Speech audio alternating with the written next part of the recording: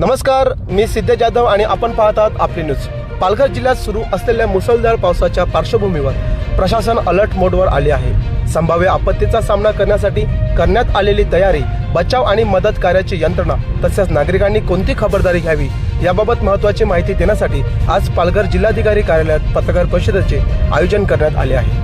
जिल्हाधिकारी डॉक्टर इंदुराणी झाकड यांच्या अध्यक्षतेखाली होत असलेल्या या पत्रकार परिषदेत प्रशासनाकडून जिल्ह्यातील सद्यस्थिती आणि आपत्ती व्यवस्थापनाबाबत सविस्तर माहिती दिली जाणार आहे। चला थेट जाऊया जिल्हाधिकारी कार्यालयात आणि जाणून घेऊया प्रशासनाची भूमिका आणि महत्त्वाचे अपडेट्स। आपल्याकडे आलेला आहे, त्यामध्ये 7 म्हशी, 2 बैल आणि 8085 असे कोंबड्या हे रिपोर्टेड आहे। मेजरली हे पालघर तालुक्यामधलं रिपोर्टिंग आहे। आणि याच्यापैकी आपण सगळे जे आहे ते विल्हेवाट लावलेले आणि त्यासाठी ॲनिमल हजबंड्री डिपार्टमेंटची पथके आपण तयार केलेली आहे। आतापर्यंत जी अपडेटेड माहिती आहे त्यामध्ये 2 पूर्णतः पक्की घरे, 73 अंशतः पक्की घरे व 4 पूर्णतः कच्ची घरे पडलेली आहेत। याशिवाय बरेचसे घरांमध्ये पाणी जो शिरला आहे त्याची माहिती आपल्याला प्राप्त झालेली आहे। ती ओव्हरऑल सर्वच तालुक्यामध्ये आहे, पण त्याचं प्रमाण प्रत्येक तालुक्यामध्ये वेगवेगळं आहे। त्याची माहिती एकदा पाऊस संपल्यानंतर आपण पंचनामे करू तर निश्चितपणे आपल्याला सांगता येईल। सद्यस्थितीत विरार येथे एक NDRF आणि एक SDRFची तुकडी तैनात आहे आणि ते बचाव कार्यामध्ये आपल्याला मदत करतात। माहीम केळवा लपा योजना हा 3.24 मिलियन क्युबिक एवढी क्षमतेचा असून तिकडे डॅम ते 100% भरलेला आहे आणि त्यातून आज रोजी विसर्ग सुरू आहे। तो आपला जुना पद्धतीचा जवळपास एक 50 वर्ष पूर्वीचा डॅम आहे, मातीचा डॅम आहे आणि त्या ठिकाणी वेवेळ म्हणजे डायरेक्ट फ्लोच्या माध्यमातून पाणी जसं भरला आपला डॅम की पाणी पुढे निघत जातो। काल एक घटनामध्ये आपल्याकडे असं आढळलं होतं की त्यातली एक वॉल जो आहे त्यामध्ये काही माती जी आहे ती खचून गेलेली आहे। आम्ही सकाळी त्यामध्ये सर्व टीमसोबत पाहणी केली आणि पाहणीअंती आपल्याला असा निदर्शनास आला की निश्चितपणे ही वॉल ची जी माती खचली आहे ते पिचिंग वर्क कदाचित जास्ती पावसामुळे थोडा वाहून गेला त्यामुळे आहे। पण टेक्निकल डिपार्टमेंटकडनं सगळी माहिती घेतल्यानंतर तिकडे धोकादायक परिस्थिती आज रोजी स्ट्रेंथच्या बाबतीमध्ये नाही आहे असं आपली खात्री पटली आहे। तरीसुद्धा जो प्रवाह आहे तो खूप जास्ती असल्यामुळे आणि आपल्या जिल्ह्याला आणि शेजारच्या जिल्ह्याला ते ढगफुटीचा जो एक आकलन होता त्या हिशोबाने आपण डाऊनस्ट्रीमचे जे पाडे भविष्यात कदाचित अनकनेक्ट होऊ शकतात तेवढे पाड्यांमधनं ते 4 पाडे होते, तसे 1000 लोकांना आपण स्थलांतरित केला होता। त्यातले काही लोकांना आपण या बाजूला स्थलांतरित केलं तर ते 4 पाडे होते। मंडळपाडा आहे त्याला नाल्याच्या या बाजूला आपण घेऊन आलो।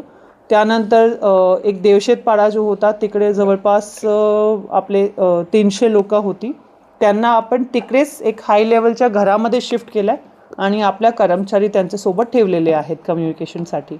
खालचे जे 2 पाडे आहेत त्यामध्ये सर्वात मोठा एक देवी पाडा होता जिथे जवळपास 400 लोक होती, त्यांना आपण आपल्या वाकसई ग्रामपंचायत अंतर्गत शाळामध्ये शिफ्ट केलेला आहे आणि तिकडे त्यांची जेवणाची आणि राहण्याची सोय केलेली आहे। सो असे एकंदरीत आपण जवळपास 1000 पर्यंतचे जे लोक आहेत त्यांना वेगवेगळ्या ठिकाणी या धरणाची समस्याच्या अनुषंगाने स्थलांतरण केलेलं आहे। आज पाऊस त्या भागामध्ये थांबला असल्यामुळे तिकडे जो रिइन्फोर्समेंट ऑफ वॉलचा काम होता तो सकाळपासून सुरू झालेला आहे। काल रात्रीच आपण मशिनरी आणि बॅग्स वगैरे तिकडे आणून ठेवले होते आणि आज त्यांचे वरिष्ठ अधिकारी, मुख्य अभियंता तिकडे व्हिजिट करून आपल्याला सर्व रिपोर्ट्स जे आहेत पुढील कारवाईच्या अनुषंगाने ते देणार आहेत। यासोबत इतर जिल्ह्यामध्ये वसईमध्ये आणि वाडामध्ये लोकांना शिफ्ट करण्यात आला होता। वसईमध्ये 107 कुटुंबांना आपण शिफ्ट केला होता महानगरपालिके आणि आपल्या ग्रामीण भागामध्ये मिळून, आणि वाडामध्ये 2 कुटुंबांना आपण शिफ्ट केलेलं आहे। आज रोजी जर आपण आपल्याकडे जे नदी आहेत त्यांची पातळी पाहिली तर मेजरली पिंजाळ नदी जी आहे ते इशारा पातळीचं वरती आहे आणि धोका पातळीचं जवळ आहे। तिकडे आम्ही वॉच ठेवून आहोत आणि जिथे आपल्याला असं वाटलं की या घरांमध्ये पाणी शिरू शकतो तिकडे आपल्या टीम्स आपण तैनात केलेले आहेत आणि त्यांच्या मार्फत आपण त्याचे मॉनिटरिंग करतो आहे. एकंदरीत जिल्ह्यामध्ये जर पाहिलात तर स्थिती जी आहे आज पण आपल्याकडे रेड अलर्ट असल्यामुळे स्थिती गंभीर आहे आणि आपण शाळांना सुट्टी दिली होती आज. मॅक्सिमम कार्यालयांना पण आपण मिनिमम लोकसंख्या ठेवून ते सुरू ठेवण्यास सांगितलेलं आहे. निश्चितच आपली अशी अपेक्षा आहे की लवकरच आजच्या हे संपला की आपण जे रिलीफ रिहॅबिलिटेशनचे जे मेजर्स आहेत त्यांच्यावरती फोकस करू. रेल्वे काल बंद होती. आपल्याला काल सकाळी 8 रेल्वे बंद होती. रात्री 11च्या दरम्यान रेल्वेच्या जे सर्व्हिसेस आहे ते सुरू झाले होते. त्याच्यामध्ये प्रामुख्याने नालासोपारा येथे खूप मोठ्या प्रमाणात पाणी भरल्यामुळे आपली रेल्वेची कनेक्टिव्हिटी तुटली होती. मुंबई अहमदाबाद महामार्गावर 2-3 ठिकाणी आपले चोक पॉईंट्स निर्माण झालेले आहेत जिथे पाणी भरतो आहे आणि आपण तिकडे काही टेम्पररी मेजर्स घेऊन ते पाणी निचरा करण्यासाठी सोय केलेली आहे. आपण पंपसुद्धा तिकडे डिप्लॉय केलेले आहेत. बरेचसे जे आपले इंटरनल रोड्स आहेत किंवा ODR आहेत, MDR आहेत, तिकडे सुद्धा मध्ये मध्ये आपल्याकडे माहिती येते, पण आपली सर्व यंत्रणा जी आहे ती अलर्ट आहे आणि ट्रॅफिक पोलीस PWD यांच्या माध्यमातून आपण रोड जो आहे तो लवकरात लवकर रिस्टोर करतो आणि जोपर्यंत तिकडे जी स्थिती आहे ती धोकादायक किंवा गंभीर वाटली तर पोलिसांच्या मदतीने आपण त्या रोडवरती वाहतूक जी आहे ते टाळण्याचा प्रयत्न करतो. एकंदरीत आज रोजी पण आपला लोकांना हेच आव्हान आहे की अत्यावश्यक कामाशिवाय आपण घराचे बाहेर पडू नये आणि आपली जी डिस्ट्रिक्ट डिझास्टर टीम आहे त्यांच्या मार्फत दिलेले इन्स्ट्रक्शन्स यांना फॉलो करा. मोखाडा जव्हारमध्ये पण आपल्याकडे काल खूप मोठ्या प्रमाणात पावसाचा इशारा होता. पाऊस पण झाला आहे खूप जोरात रात्रीमध्ये आणि त्याचा जो क्वांटम आहे तो पण जास्ती होता. पण सुदैवाने तिकडे कुठलीही जीवितहानी किंवा काही मेजर प्रॉब्लेम आला नाही आहे आणि आज रोजी पण परिस्थिती जी आहे त्याच्यावरती आम्ही वॉच ठेवून आहोत. ओव्हरऑल म्हणजे ही माहिती थोडीशी माझ्याकडनं होती. या व्यतिरिक्त जर आपल्याकडनं काही प्रमुख क्वेश्चन्स वगैरे असतील तर आपण त्याच्यावरती बोलूया.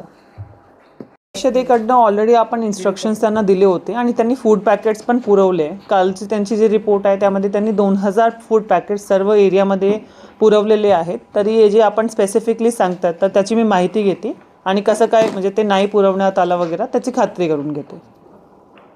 तरी आपल्याकडे व्हिजिट करणार आहेत. ऑलरेडी आम्ही ना याच्या बाबतीमध्ये कालच CM सरांच्या बैठकीमध्ये पण उल्लेख केलेला आहे आणि त्यांनी ACS जलसंपदा जे आहेत त्यांना ऑलरेडी इन्स्ट्रक्शन्स दिलेले आहेत की या बाबतीतले जे काही वर्क्स आहेत हे झाल्यानंतर तुम्ही तातडीने पूर्ण करा आणि त्याचे मुख्य अभियंता जे आहेत त्यांच्याशी मी आज पर्सनली बोलते आणि एन्श्योर करते की हे कामं ते हाती घेतील. आहेत आम्ही ऑल HODsना ऑफिसमध्ये रिपोर्ट करण्यास सांगितलं आहे. काल काही ठिकाणी आपले HODs पण पोहोचू शकले नव्हते आणि त्या ठिकाणी आपण त्यांना पण सूचना दिली होती की ही बाब लक्षात ठेवता ऑल जी HODs आहेत त्यांनी मुख्यालयी राहावा. शिक्षकांच्या बाबतीमध्ये पर्टिक्युलरली काय होतो की जे शाळा आहेत आपण जेव्हा एक सरकारी कर्मचारी म्हणून काम करतो तेव्हा कुठल्याही डिझास्टरमध्ये तोंड देण्यास प्रिपेअर्डनेसमध्ये आपला सहभाग असावा. शिक्षकांचा खूप मोलाचा सहभाग आहे यामध्ये कारण जे शाळा आहे त्यातली सर्व माहिती त्यांना असते आणि मॅक्सिमम आपले जे निवारा केंद्र आहे ते आपण शाळामध्येच ठेवलेले असतात. या घडीमध्ये जर आपले शिक्षक तिकडे उपस्थित नसेल तर आपण कसल्या माध्यमातून तिकडे बचाव कार्य करू शकणार. यामुळे शिक्षक एक मोलाचा आपल्याकडे एक हँड्स आहेत जे बचाव कार्यामध्ये आणि रिलीफमध्ये आपल्याला मदत करू शकतात आणि त्यांनी उपस्थित राहणं त्यांच्या शाळामध्ये ते अनिवार्य आहे.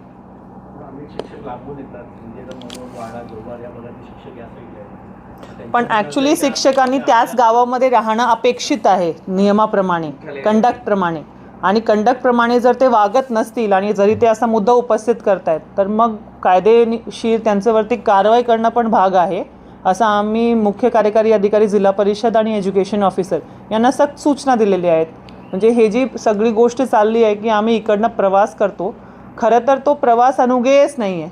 त्यांनी तिकडेच थांबणं आणि जेव्हा डिझास्टर आहे तर पर्टिक्युलर इन्स्ट्रक्शन्स आहे की मुख्यालय थांबणं आवश्यक आहे. 2 कारण मेजर त्याला असतात. एक तर आहे की कुठेतरी लाईन ब्रेक झाली आहे डिस्ट्रीब्युशनची आणि त्याच्यामुळे पुरवठा खंडित झाला आहे. दुसरं आहे की ज्यावेळेस आपला सबस्टेशन किंवा तो भाग जो आहे जर तो पाण्याखाली जातो तर आपण एक सेफ्टी प्रिकॉशन म्हणून तिकडचा वीज पुरवठा जो आहे तो बंद करतो. तर हे दोन्ही वेगवेगळे प्रकार आहेत आणि त्यांना टॅकल करण्यासाठी आपली जी स्ट्रॅटेजी आहे ती पण वेगळी असते. राहिला नागरिकांशी संवादचा विषय, तर आपल्याकडे MSEBचा एक त्यांचं कंट्रोल रूम आहे, त्यासोबतच आपल्या डिस्ट्रिक्टचा कंट्रोल रूम आहे आणि तालुका पातळीवरती सुद्धा आपले तालुकाचे कंट्रोल रूम्स आहेत.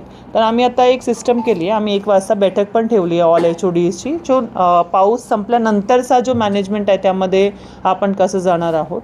तर यामध्ये जर कुठलीही कंप्लेंट त्यांना असली तर त्यांनी डिस्ट्रिक्ट डिझास्टर रिस्पॉन्स टीमला कळवावे आणि त्या अनुषंगाने आम्ही पुढील कारवाई करतो. आणि कुठला वीज पुरवठा सुरळीत झाला आहे किंवा सुरळीत करण्यासाठी आम्ही काम करतो आहे त्याचं अपडेट आम्ही आमच्या ट्विटर आणि इन्स्टाचे माध्यमातून पण देत जाऊया, अशी आम्ही ऑलरेडी एक सकाळी प्रोव्हिजन केलेली आहे. त्यामुळे बऱ्याच ठिकाणी पोल जे आहेत ना ते पडले जातात, मग ते नवीन पोल पंचाळी हद्दीमध्ये आगवण म्हणून गाव आहे.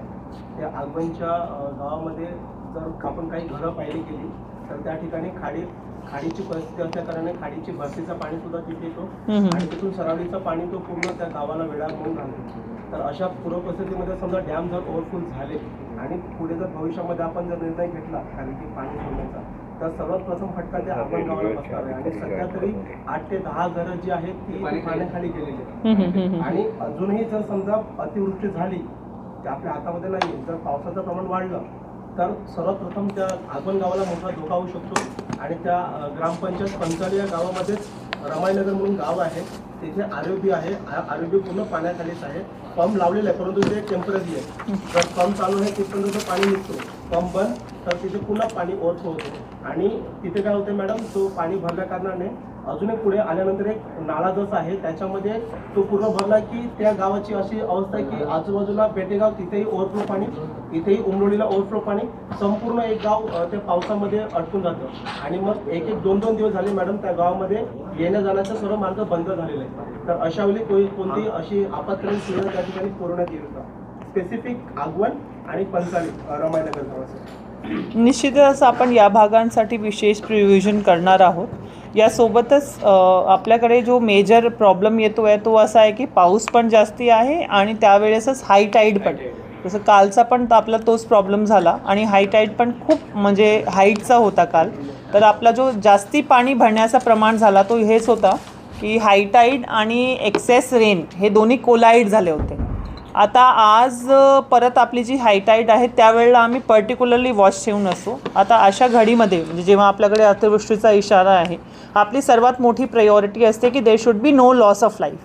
सेकंड प्रायोरिटी आहे की आपण पोस्ट अतिवृष्टी जे काही रिलीफ मेजर्स द्यायला पाहिजे ते आपण तातडीने देऊ आणि त्याच्यासाठीच आम्ही आज नियोजनाची बैठक ठेवलेली आहे.